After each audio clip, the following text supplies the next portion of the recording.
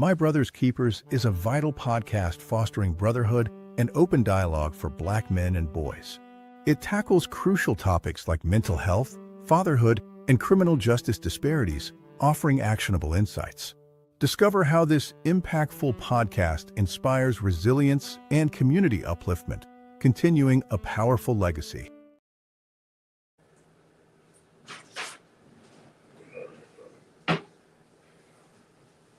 Yeah, I think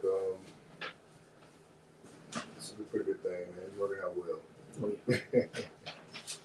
All right. Peace, everyone, and welcome back to My Brother's Keeper. We're live here on Facebook, TikTok, Instagram, YouTube, all of these areas. Pretty much, Brothers Keepers, we talk about many topics that can really help our people. I think that over a few weeks, we had great progress. People have been responding. I think this is going to be a ultimate show here that will bless each and every one of you. I have here again the host here, brother Dante. Appreciate you as always, and he's going to give a little bit synopsis of what we're going to be talking about today. Again, thank you all for joining. Hey, peace, my brothers and sisters. Tonight, the episode 6, we're going to discuss purpose comes with pain. The reason what kind of made me come up with this development of topic is the fact that, you know, sometimes when I write in my journal, I always reflect back to the origins of who I once was to the man that I am now. And I realized that came with a lot of sacrificing, a lot of tears, a lot of stress, a lot of headaches, a lot of aches and pains in order for me to have gained the blessings and the rewards that I have today. So I was like, today would be a great topic for us to land on and discuss. And, you know what I'm saying? Give y'all, you know, the moments of our life when we was once going through it, vulnerable, in ways that helped us become a stronger men.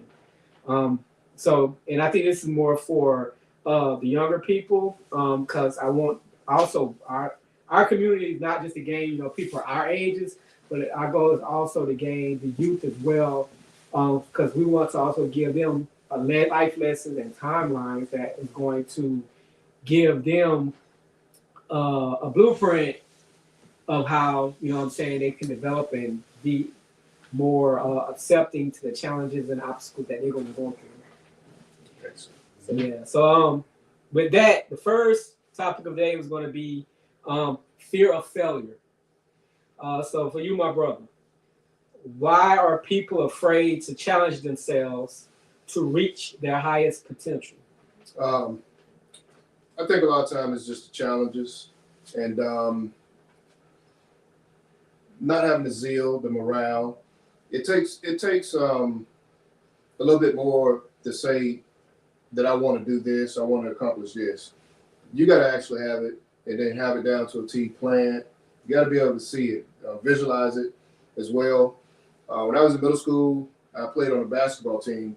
And one thing I remember my coach saying that when you're shooting free throws, before you get up there and shoot, you got to actually visualize it going in before you try to make that shot.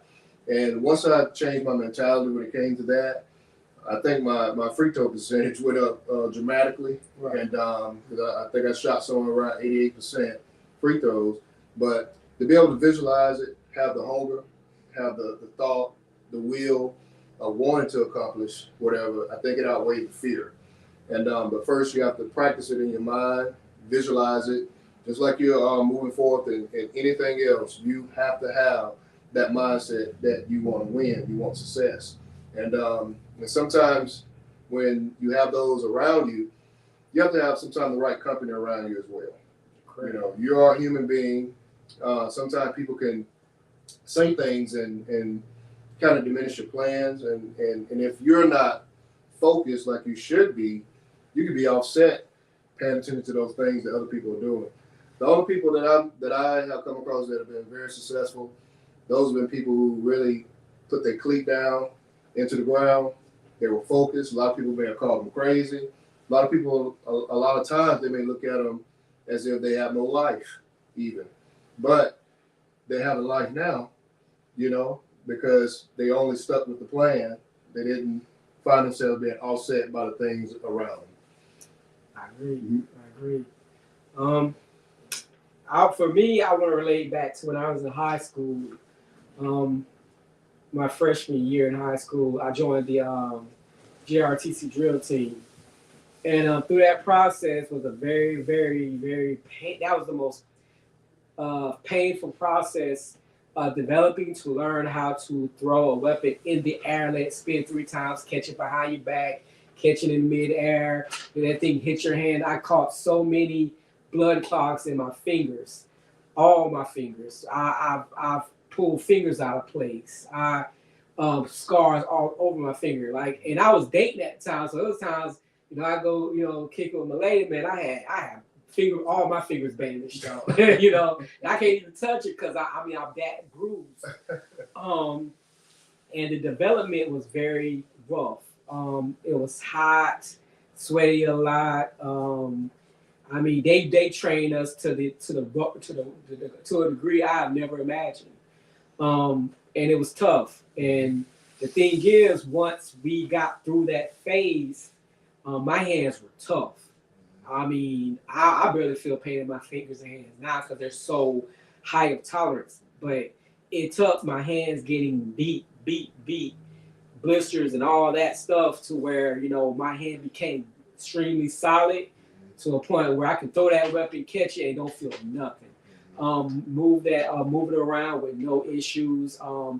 Endurance out of the world. It was because of the training, the work, the grind, and like you said, the consistency of doing it day in and day out. Like we trained at school, we trained in the morning before school, we trained during lunchtime, we trained after school, we trained during the class of school. We used to train in the rain, I used to do it at nighttime when I got home, when I couldn't even see, because sometimes even when you do that kind of stuff, you're doing it without seeing. So you have to have the instinct. So there's plenty of times it hit me in the head. You know what I'm saying? Hit me in the back. I had cuts everywhere. Right. It's the development, the consistency, the grit. It can get boring. It can get tedious. Like say, people on the outside, they see it, the outcome of the trophies and the stuff we won, but you gotta understand the Mondays, the Tuesdays, the Wednesdays, the Thursdays where that work came in at. And a lot of people, when they see that kind of stuff, it's like, man, like you want to do it, but once you get in it, it's like if you fail in it, it's like you feel useless. It was plenty of people when I went in. It was, I want to say it was like 8, 9 of us. When it all was said and done, in the group of collective I did, it was 4 of us. 4 of us that made it. Like a lot of them quit. A lot of them couldn't make it. A lot of them fought really, really hard. And, the thing was, like I said, a lot of us did not. Some quit because, the pride. You know what I'm saying? They didn't want to be told what to do. Even though they couldn't do it. But they want to act like they was prideful to try to facade the fact that they felt useless inside. Because that's where you'll see a lot of people that act like that. They'll talk tough. They'll talk loud. This and this and that. They'll huff and puff. But really deep down inside, trust me, they feel empty. They feel useless. They feel worthless. And sometimes we have to, especially our younger people, we have to look more, we got to listen more on the inside than what we hear on the outside. Because the outside sometimes is totally different than what's going on the inside of a person. So when it comes to fear, sometimes it can be a facade of toughness and prideful to where it's like, nah, man, you scared to do it. You might act like you just don't want to do it. But now you scared because it's going to really show if you really got it in you or not. Right. Because most of the people that quit things, in school, they always like the cool kids, where it's like they in trouble all the time and things like that. It's just because, it's easier for them to act like something to prove themselves. A lot of people, we talk the talk, but it's really hard to try to prove who you really are, the worthy of, right. So when it comes to that is like a lot of people are scared to really trust in themselves because sometimes they think that they just don't got it in them to really rely on themselves. And sometimes that's why you have the, you have like a guy and it'd be like a whole bunch of guys behind him all the time, like a whole bunch of followers. Right. That's what that is. A lot of people are scared to be on their own coattail, but they got to run behind somebody else's coattail because they don't trust themselves. They got attached to somebody else. Right. So, as parents and adults around, pay attention to your kids and see those key signs of really detecting what type of kids, what kind of people that you have, and how you need to mentor them and talk to them, because you gotta be able to discern, you know what I'm saying, how they're moving and how they yell and, you know what I'm saying, talk about things. Sometimes that's just a fear of not making it. Right. You know? Right. So that's just something I want everybody to really think about when it comes to that topic. Yeah, the next one. This one's called When Do We Give Up? So for you, my brother, when is it time to change your goals and make the necessary steps to walk away from your dreams? This is going to actually hit probably home to me just recently. Mm-hmm. When I started out in school, I always thought that, what if I could actually make it through medical school? What if I take that route? I started to see a lot of the things that I did not want to, put myself through as far as the subject matter. And I started to compare it to the area of law, to which I had an interest in as well. The easier route, I felt more so, was the area of law, because I felt I knew a lot of things as far as government, all those type of things as well. So I went ahead and excelled, accomplished a law degree. But deep inside of me, I always felt like, maybe, just maybe, what if I could have done this with the medical school and just to put myself through, the hard press of really working it out and see what I can do. I'm the type of guy, I like to maximize myself to the most. And it sometimes can be some of the hardest areas of study. Some people may say, well, you have a doctorate degree, all these type of things, why would you want to continue to do this? Mm-hmm. But I always had a knack for wanting to understand medicine, and biology was another thing that I wanted to do. And here I am now, 47 years old, and it's like, let's give it a shot and see where it leads to. Mm-hmm. And but the other day I found out I would be 0.8, actually 0.8 points short of being able to go in, and it kind of did a little crushing to me a little bit. I wouldn't say spirit, but mentally I was a little bit worn. But I always still, and to this very hour, this very minute, I feel like, hey, I could do this. I could do it no matter what. So I've been juggling the last few hours, Yeah. whether to go ahead and pursue the next level of law and accomplishing it, because it's right there in my hands, basically. Right. It's 10 classes. So I still had that little ring in my ear as far as with the medical school part, Mm-hmm. being able to get in there. I don't think I'll be satisfied until I put myself through that presser one more time. Right. But what I'm trying to get to is, I think it depends on the substance of what you're trying to do. Mm-hmm. For instance, you have those who, and I'm going to use for instance, rappers, for instance. You'll have those that sit 45, 50 years old still trying to rap. Correct. And I look at this like, well, that may be a dream, you understand? But Mm-hmm. what is the actual substance, of this? I'm not saying that a person, couldn't make it to that level. I would never put anyone down in dreams, but you have to look at the substance as if your substance, your age, all this type of stuff. In my scenario, Mm-hmm. is it worth it?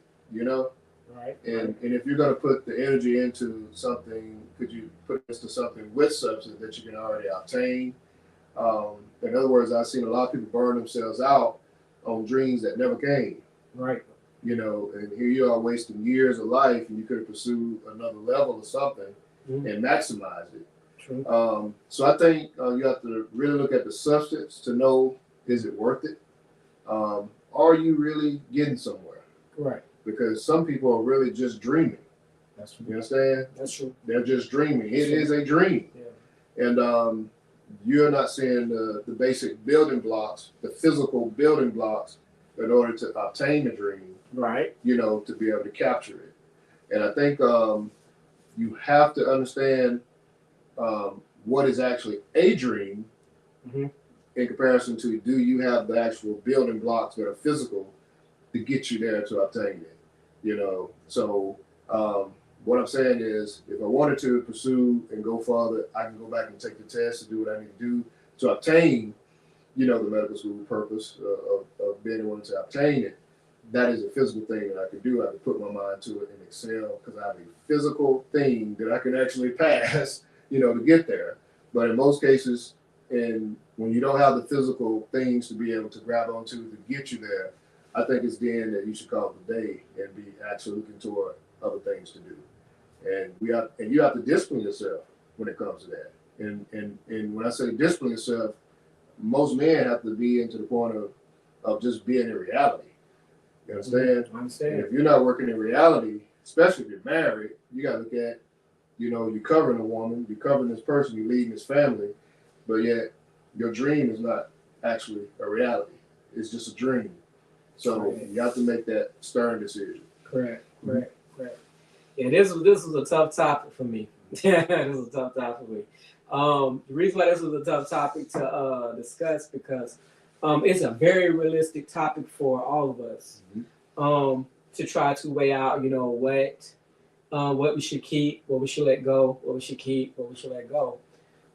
So reason why anything that feels tough for me, I'm gonna bring it to us for us to discuss. And this was a good one that I feel like is really needed. And the reason why, because what I'm saying, even with our kids, when we are evaluating our kids and raising our kids, training our kids, developing our kids to become productive people in society and in this world, we need to, if we're not doing it, we need to look at our kids' characteristics, their potential skill sets. So, like if they're good at numbers, they're good with their hands, they're a good listener, they're a good talker, they're a good following direction type of person. Like you have to sit down and try to pinpoint what skills our kids have. And the same way for yourself, you need to also do evaluations on self. Write down of self what you're good at, what you're not good at, what things you need to work on to evaluate what are you capable of doing when it comes to skill sets of development from like a career or a hobby, or just something that you want to do in the long term. So you want to start setting long-term goals to get to that point of your life. You want to be able to evaluate, is those, like he said earlier, is those goals realistic? Or is it just not going to work? But you need to really sit down and evaluate those things in a planner or just a piece of paper and start timelining, are these expectations realistic? And when it comes to like our kids and family and friends, we have those conversations on when to give up. I think we have a hard time doing that because, no, I take that back. We have a hard time doing it with good intentions. A lot of people will tell you to give up on something with bad intentions, but it's even harder for a person that you love or you really care about for you to really give them the most honest, good intentions advice of, hey, you might want to move on from this and go on to that. Those are very tough discussions about them thinking that you don't have faith and believe in them. It's sometimes it's not that. It's the fact if a person really care and they actually see and understand what you're doing and they see how the world is in need of something, they're going to give their best judgment call of what they see and what they know of the world. So when it comes to like if you have kids, like for instance, like my youngest, he's a counter. Now he loves to count. At 4, he count backwards fours from 1 to 100 to 200. He counts in Spanish. Like he counts. He loves numbers. So it's like, my goal right now, I'm like, okay, I'm gonna put him in accounting. Right now, I will groom him right now from the stuff I see he loves to do. I will develop him to become an accountant. You know what I'm saying? That would be my agenda for my child because I feel like that's something I ain't gonna have to push him into. That's something that's just naturally he's going to go hard for, regardless of what anybody say. So it's like, but if he says something, but I would never put him in something that, like, I would never tell him to be something that probably like a historian or something in art. I wouldn't tell him that because he suck at drawing like I suck at drawing. You know what I'm saying? Like, I'm like, no, you can't. You suck at making a circle. So I'm not going to put him or force him to do something that he doesn't naturally gravitate to do. And I see he does it well naturally. But I'm also going to be real with him. If he come to me and say, hey, I want to be an artist, I'm like, nah. From what I saw how you was developing earlier and now, that's not in you. You know what I'm saying? That is just not in you. We're going to be real, you know? So I'm not going to waste his time on developing him as he getting older, wasting him on something that I know that he just naturally has that you can feed off of. Right. And as with your friends and family members, like if you're older, that's your peers, people who are close to your age. Mm-hmm. When you're talking to these people, I give you better ideas of how you want to have those kind of conversations. When it comes to those type of people, it's easy. Do not do those peer conversations with people around. Mm-hmm.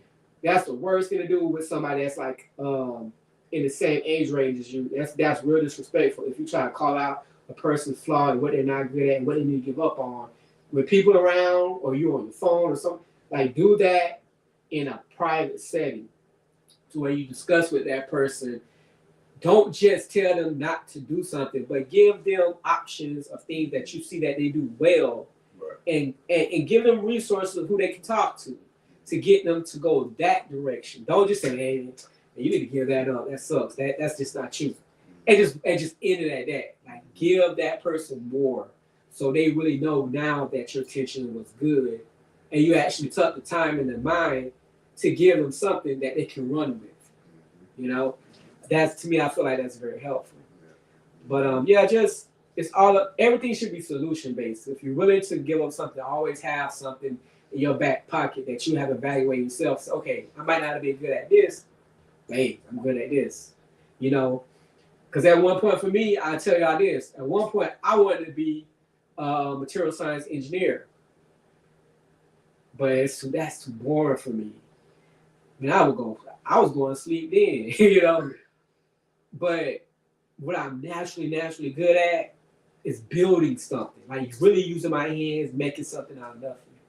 So, like I said, we've all have encountered it. We all have to accept things and transition and develop it and become better versions of ourselves. You build helicopters and airplanes. Yeah. Right? That's what you do. All right. Yep. So the proof is in the pudding, right? Yeah. Like I've been doing it since I was in the Air Force. I started in repairs.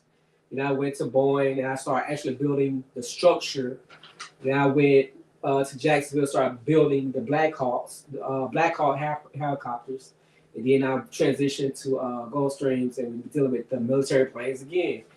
So yeah, it's just that's just my thing. That's what I'm just naturally good at.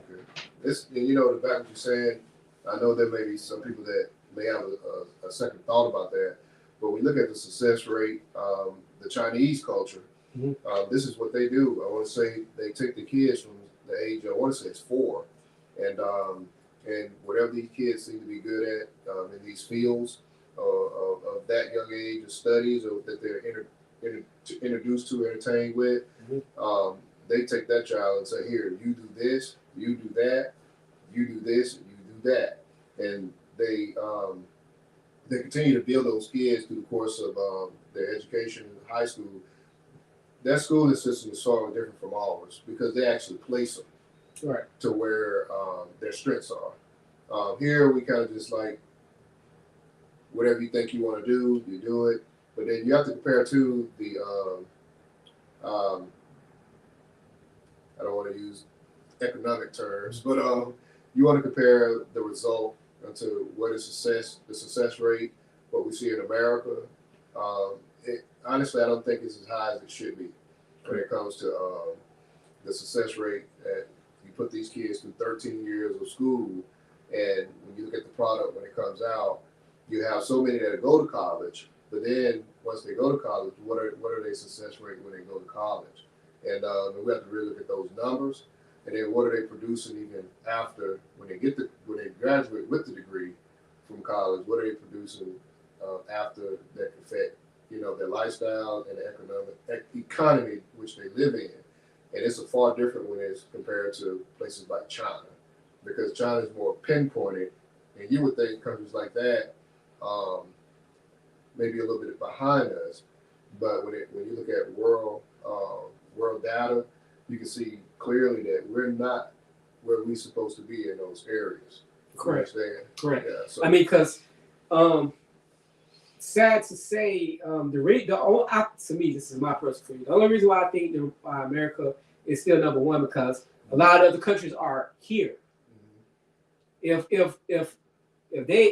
China would draw all their people from here and went back to China, we'll be on the same level as them, because they actually help carry our innovations of the things that we are developing. So, honest to be said, if you think your kids are being molded from college and school, then you already lost your kids. That's right. You supposed to develop your kids to the career field they need to be in. You should never depend on no school system to develop your kids into the field that they're supposed to be in. Right. I tell my wife all that time. It is not the teacher's job. You know what I'm saying? The counselor's job is none of their job. I do not depend on none of them to get my kids to the work field they're in. Most successful kids or kids that make it and work real good jobs, most of their parents are the ones that they develop and mentor them to become who they are in their field. I know a lot of people, like I said, I got people that are like doctors and other just all around. They develop their kids to go into that direction. Right. The problem is we give our kids too much freedom to say, hey, whatever you feel, that's what you need to do. It's not about feel. Can you do it? Yeah, field changes. Right. Can you do it? Are you good at it? Because guess what? Times are hard. These companies, if you can't cut it, they're cutting. You know what I'm saying? Trust and believe. You want to know if you're good at a job? Tell your job you about to quit. See if they either beg you or tell you when you put in your notice. Promise you. Because guess what? Every time I gave my company notice, they offered me more money. How can we keep you? I said, nah, I still gotta go. I still gotta go because this is what the plan to stay either way. You know what I'm saying? I'm just trying to get y'all money and leave whenever I can. But I gotta understand that we got to groom our kids to be what they need to be. Right. Do not allow your kids get into a system to teach them what they're supposed to be. You're gonna have a failing system in your life. Learn your kids, learn what they're good at, build them, grow them, teach them. The homeschooling thing is starting to slowly boom in America. So a lot of people are actually homeschooling their kids. That's why I'm very I'm very thumbs up if you can have one parent at home and one parent work. I'm very thumbs up with that. Because somebody needs to teach the kid at home and spend more time at home with the kid and develop the kid more while the other one is getting the bacon, So the parent that's home is the actual teacher, not the stranger. Because if the stranger is spending more time teaching your kid, the kid is going to reduce more time of learning and caring about what you're saying. So you got to be more of the ear and influence of what your child does, not nobody else. All right, I'm going to insert something in before we go to the next question. When it comes to homeschooling your kids, one of the things that I notice when it comes to a lot of the kids is that being an educator, I was working in the public area, I work in the private now, but the social structure when it comes to those kids, how do you I guess see when it comes to once those children have developed in the area of their studies, how do you implement them, expect them to go in society, being to socialize with the normal, society? Because I see a lot of them when they come into the schools, they don't know how to socialize well with those other kids because they have been at home with the parent. There's a lot of positives being able to be home with the parent, like you said. But how do you integrate other kids? Yeah, integrate. Oh, easy. Put them in sports. Because the rec center would take your kid as long as you got money. Because I can right now, even though I live in Hinesville, I can put my kid in Savannah rec. Because they don't care if he in what school he in. If I'm out of the area, I can still pay Savannah $60 and put them in soccer. You know what I'm saying? Because they don't care about that. All they care about is is he getting certified schooling, and you got that money. That's what it is. Yeah, they got that money. And get your kids in sports so they can learn how to work as a team with other kids. Because honestly, even in the school system, the kids are not really working as a team. They're just around each other and talking and conversating and gossiping and fighting, but they're not really, unless they're in the sport, you're not truly learning how to work with another person in hard situations and uncomfortable pressure situations. You're playing football, you're playing kickball, softball, you're learning how to deal with something while you have your emotions. Okay. So when you're in those situations, always keep your kids in sports, cheerleading, all those things. Keep them involved in that kind of stuff. All right. Got you. All right. Let's move on. So last one, my people, I like this one. This one right here, I feel like this is a good one because I know me and my brother, I know we definitely felt like this at times. Becoming the villain. So the question will be, does a successful path towards your purpose comes with heartache and pain? I think so. In some type of way, there's going to be some adversity. I can count many ways, but also it's the stories of those who have achieved things way further than I have. And when they talk about those things that they have achieved, we listen silently. What they're saying is how in order to get it, they'll tell you those silent gems of what have actually fashioned them to be successful. And a lot of things were sometimes very hard. It took a lot of times actually going through things alone and facing that adversity. And it was the adversity that actually pushed them, propelled them to go farther to obtain the things in which they wanted to accomplish. So I think it's something that's gonna. I put it this way. I think if it's something that you want to accomplish and it comes so easy, sometimes you have to question it a little bit, because let's face it, we're in a world where nothing is easy. The world is always going to make it hard in order to obtain. But sometimes I've learned too, it's how you go about and how you move also to obtain those things that you need to obtain.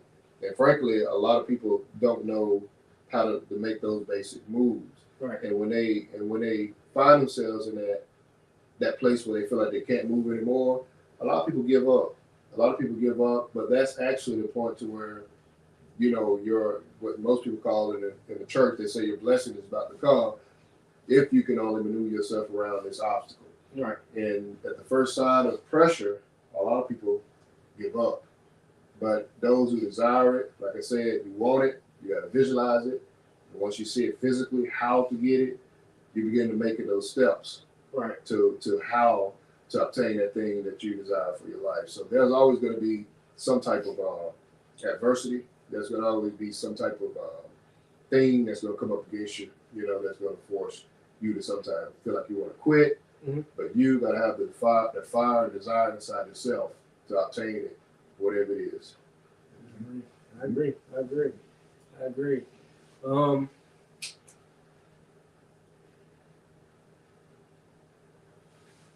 The people that I admire the most now in my life, at the time of me growing in my life, in my perspective at the time, were like the meanest person I was around. You know, I was like, I couldn't stand that person. They always the most uncomfortable person to be around. I admire them people now, but back then I didn't admire them people. I couldn't stand them. They was very hard to talk to. They were very it was tough. It was very tough. Right. Mean people. Very mean, yeah, just mean. Like that was my perspective.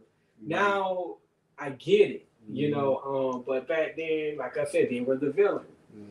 And as I got older, and then I got around other people that moved in that same lane, I grew more respect of that person. But the world saw them different. But I didn't, because I got it at that point. Those people were very firm, very stern, consistent. They did talk a lot. I'll let you know my life a little bit. My godfather, which I saw him as a father, and to me he was a father to me. That's the only man I see as a father to me. His name is Warren. He lived in Alabama, and he was a father figure to me. And when I'm telling you, like, he was the when you say man, that's that. When you say, hey, man, he's a good man, that was a good man. He didn't talk a lot, and he didn't repeat himself. You know what I mean? He didn't repeat himself. He didn't. Right. Like, if he told me something, I better have figured it out. Because he ain't gonna say it again. I promise you, he's not gonna say it again. Right. He gonna say, Dante, do that, and I'm gonna do it. You know what I'm saying? No conversations. Go do that. All right. You know what I'm saying? He come out. I was grown too. He'll come knock on my door, and he had big forearms. His arms ain't even big. His forearms like King Kong, you know. But he's like, boom, boom, boom. Hey, ready to cut his grass. All right. Because he was going to cut grass, he was to cut schools and stuff like that. So he always kept me working. And like, I'm like, all right. So I wake up. I ain't even arguing with him, just leave. You know, let's go.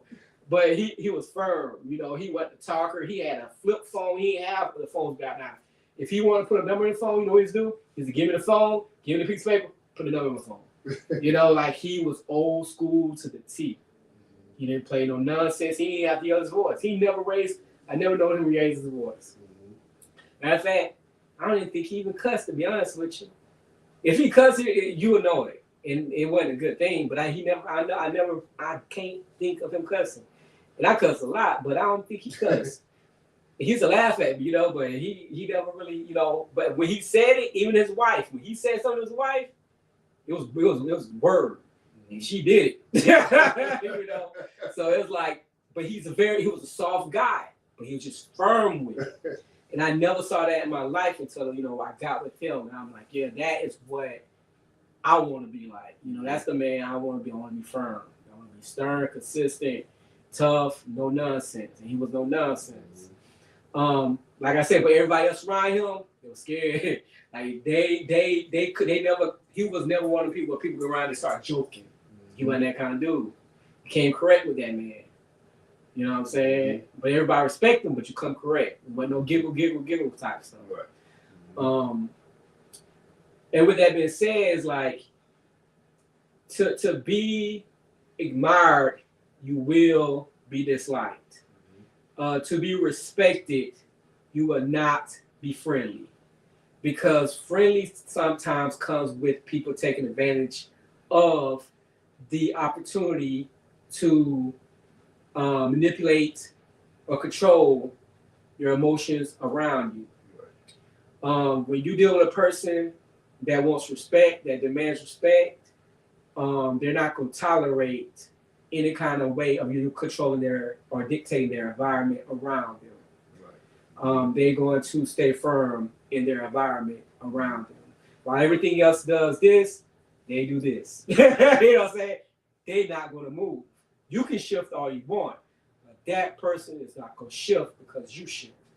And a lot of people don't like those kind of shifts when it comes to how a person wants to move when you are directly keyed in to the purpose of your goal of what you want in your life. You're going to lose a lot of friends that way because they're going to call you boring. You're going to lose a lot of people that they're going to try to leech on you They're gonna call you, what's the word that people normally say? Like you isolate yourself. You know what I'm saying? You act like you don't care about nobody no more. You know, those things. It ain't about caring. It's about you establishing boundaries of what you need in your life to win. That's right. Because if you're not trying to win and you're losing, guess what? Those people ain't gonna be around you anyway. So you're not gonna have them or not gonna have them. If you do have them, they gonna still pull you down. Right. So it's always best to dictate your own fate on your own terms. Don't allow nobody else to dictate your own terms. But understand, when you're winning and you're succeeding in life, those people around you are not gonna like you because you're not allowing them to control your own movie. We all have our own movie, and it's playing right now as it goes. You are your main character, so you need to learn how to control your character. Now think about like Samuel L. Jackson. I'm pretty sure Samuel L. Jackson is not letting a background person in his movie tell him how he needs to talk in his movie. You know what I'm saying? I know that ain't gonna happen. So why should you? Why should you allow somebody else to dictate what type of character you are in your movie? You know, if they want you to be the villain, be the villain. You know what I'm saying? If you become good at it, be good at it. You know what I'm saying? Like I have no problems being the villain in my movie. You ain't finna determine how the movie gonna end. I'm gonna determine that. Right. You know what I'm saying? The most coolest villains in movies I like. I like Thanos. I like Bane on Batman. They were the villain, but guess what? They made some sense. You know what I'm saying? Thanos and Bane, all them dudes made good sense as villains. So what I'm saying is, I'm making a little light of it, but be willing to cry, be willing to be sad, to be up top, and to be in control of your destiny in your life. Because you're going to cry, and it's going to be hard. It's going to be people you're going to have to let go, even if you don't want to let them go. But you're going to have to let them go. Especially if they ain't going to need you no good. Right. It's not about, life really is not about being nice. Life is all about you learning how to learn yourself, evaluate yourself, take care of yourself, and then serve others at your highest potential. Right. If you're at your lowest potential, you're no good to the community. I am only my best to give my best. That's right. So I'd rather give you gold than give you slop. But that's it, my brother. On my end. All right.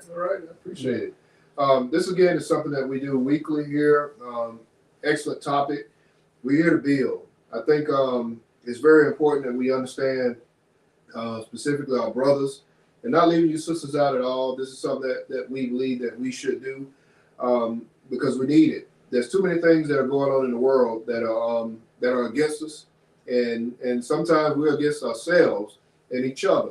And we have to be mindful of what's going on, and we have to have people that come in and have these type of conversations. And this is why we're coming forth with the conversations that we're having right now, because our people, we need to learn how to build properly.